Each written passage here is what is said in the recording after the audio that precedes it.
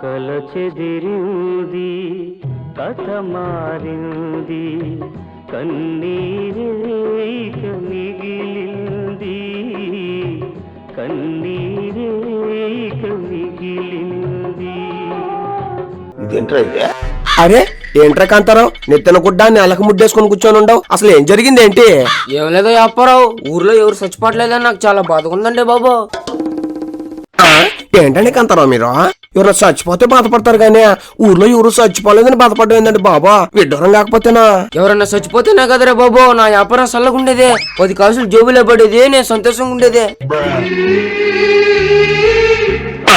ఏంట్రా కాంతారావు అంత చిత్రంగా మాట్లాడుతున్నావు?